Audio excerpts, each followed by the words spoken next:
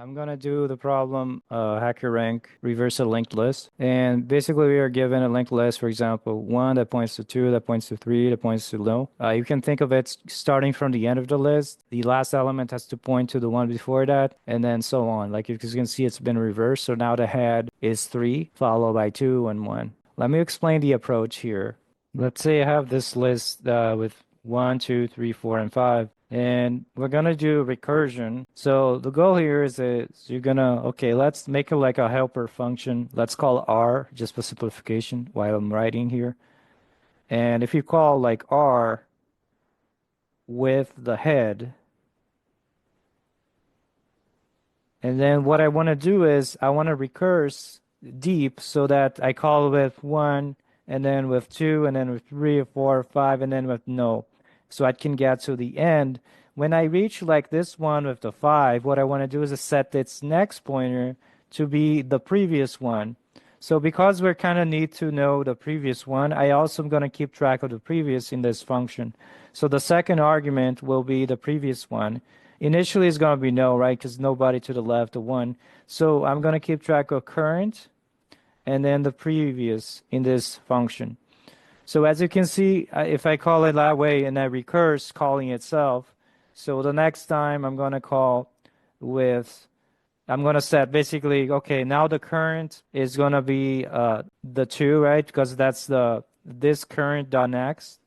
So that's going to be 2. Now I set the previous to be the current one that was there. So as you can see, it kind of goes like this. This goes to the second argument.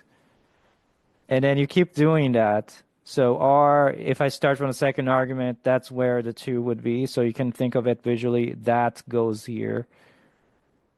And I take the next of that. The next of 2 would be the 3. And then you keep going like that. Another recursive call. The 3 goes here. And then the next of the 3, which is 4, would be the left-hand side argument. And then it calls again with the 4 here, right-hand side, and it's dot next is 5, right? And then finally, the last recursive call, it will call with the 5 being the previous. And then the current will be no, right? Because if you take 5.next, that's no. And this is the base case that you have, right? When the current is no, that's the base case when we stop the function, right? So we have, like, if you were to take the R function definition with current and previous, basically the base case here, if cur is no, right? Then we're going to do the return. Now, what it's going to return, we're going to see that later in a bit. So the main thing you got to do is, as you reach this part here, right, if you remember, the 5 now has to point to the previous, right? So if I reach base case, I just return, don't do anything. But then I go back, I cross this, I'm done with that call. Now I'm here in R of 5 and 4. What I have to do is set 5.next to point to 4.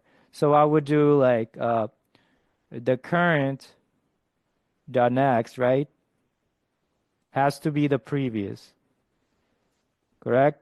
So that way, if I do 5.next being 4, all the way here, we're taking this, crossing it out, and making the 5 point to the 4. Got that? And that process is repeated as you go backwards, as you finish the function calls, right? If you finish this one, goes back to the other one and do the same process all the way to the beginning. And in this case, we would have like this one, right? The 1 should be the last, right? So 1, the current dot next should be no. In that case, as you were doing, right? If you do like that, and then like that, and then like that, and finally for the 1 itself, it would like be no. So all of these are gone. Now, one thing we have to do is return the head. Now the head is 5. So the big problem here doing this approach is, how do I know, like, how do I get back that head, right? Through this propagation of the recursion. So that's the big thing we got to work out. So we got to find a way to propagate this 5 all the way back up so that the return value of this will actually be the 5. Now, the key here is to return from the base case the previous. Because in the base case, remember, the previous will be the 5. The current is no, so we have to find a way to return this as a recursing. And then you're also going to find the problem with this as you're making the recursive call here, because you got to return from this R function. You got to return that to be able to return the node that points to the head. So let's take a look at that in code. Let's go here to reverse. So I'm gonna make a helper function, like I said. Let's call it reverse lists because this, we cannot use reverse. That's the same name as that one. And we're gonna call the current and the previous. So the current will be our list, and the previous will be no. By the way, I'm using Java language. And this function has to return a singly linked list node, so we return from that recursive function. So let's define that one. Since they're using like static, let's do a static reverse list here. And this should return linked, singly linked list node. And I made it private if I omit it, but you can put public if you want. And this one should take the singly linked list node current cur that I call cur, and then the singly linked list node that I call previous. Now remember the base case, if the current is null, we just return the previous. And otherwise, we're going to do that thing, right? The current.next will be the previous one. Now we got to figure out how to propagate we have to return something, right? It's not base case. When we reach base case, it's going to return like in the end a 5 in that example. And then it's going to assign the 5 next of 4, but then we got to return something. We could return here the recursive call, right? Because we got to call recursively and make sure that we call it the current will now be the next, and then the previous will be what the current was. So kind of like doing backwards like we were thinking visually. Let's put the current here, and then we're going to do something like the next here. Now what I'm going to do, the trick here is I'm going to, before I do that reassignment, I'm going to store the next one in a singly linked list node that's going to be current.next. So when I store that one, right, in this case, it's going to store that, but then I'm going to change it to the previous. But I'm still going to call the reverse linked list with that next. Okay, so let's take a look. I think there's something wrong with HackerRank this problem of Java 8, so I'm going to take my helper function here and the code that I wrote and switch to Java 15. Because I think the 8 is messed up, is bugged. In this case, going back to result, write your code. So I'm going to paste it there. And I'm going to do reverse list. Return that on the left-hand side with the L list and no. And let's see.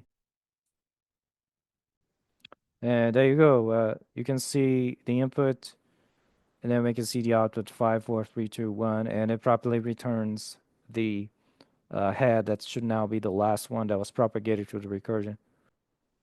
So the time complexity will be, you got to traverse all of them. So all of n, spatial complexity due to recursion, and we got to add to the call stack. It's going to be all of n. If you're curious about that trick that we did about storing the next, let's see what happens here visually. So if you remember here, before we do the current next and do the return to reverse, we were storing the next, right? Next would be equals to current next. And that call of reverse would be next cur. So in that case, when we are back here in 5.4, cur is 5 and previous 4. So what we get is next is basically 5 dot next. That's the no, right? So next would be no. And then the prev here, right there, would be 4. So we return back. If you recall, the base case would return previous as 5. So that 5 would be returned to that. And then since we reach this part here and we did all that next and whatever, it returned whatever that reverse call gave us, which is the 5. So return the 5. And then it keeps going like 5 and then 5 and then 5.